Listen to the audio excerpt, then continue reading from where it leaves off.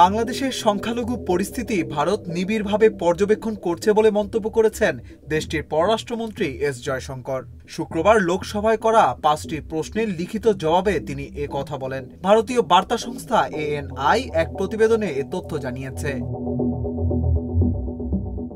Double million offer Walton fridge কিনে পেতে পারেন ২০ লক্ষ টাকা, রয়েছে কোটি কোটি টাকার নিশ্চিত উপহার। লোকসভায় জয়শঙ্কর বলেন, সংখ্যালঘু সহ বাংলাদেশের সব নাগরিকের নিরাপত্তা নিশ্চিত করার দায়িত্ব দেশটির সরকারের। এ সময় বিজেপির সাংসদ অরুণ কুমার সাগর বাংলাদেশে হিন্দু সম্প্রদায়ের বিরুদ্ধে সহিংসতার অভিযোগ তোলেন। তার প্রশ্নের জবাবে জয়শঙ্কর বলেন, আমরা বাংলাদেশে হিন্দু ও অন্যান্য সংখ্যালঘুদের বিরুদ্ধে সহিংসতার বেশ কয়েকটি প্রতিবেদন দেখেছি। সেখানে হিন্দু সংখ্যালঘুদের বাড়িঘর, ব্যবসা প্রতিষ্ঠান এবং বাংলাদেশ জুড়ে ২০২৪ সালের আগস্ট মাস সহ বিভিন্ন স্থানে হামলা হয়েছে।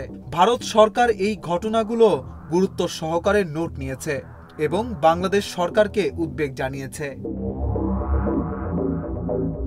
ভারতীয় পররাষ্ট্রমন্ত্রী বলেন, ঢাকার তাঁতীবাজারে পূজা মণ্ডপে হামলা এবং সাতক্ষীরার যশোরেশ্বরী কালী মন্দিরে চুরির বিষয়ে গভীর উদ্বেগ প্রকাশ করেছে ভারত সরকার।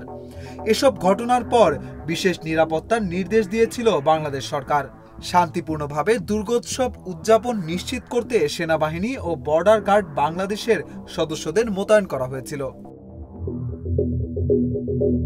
ঢাকায় ভারতীয় হাই কমিশন বাংলাদেশের সংখ্যালঘুদের সঙ্গে সম্পর্কিত পরিস্থিতি নিবিড়ভাবে পর্যবেক্ষণ করছে বলেও জানান এস জয়শঙ্কর। তিনি জানান, সংখ্যালঘু সহ বাংলাদেশের সকল নাগরিকের জীবন ও স্বাধীনতা রক্ষার প্রাথমিক দায়িত্ব বাংলাদেশ সরকারের।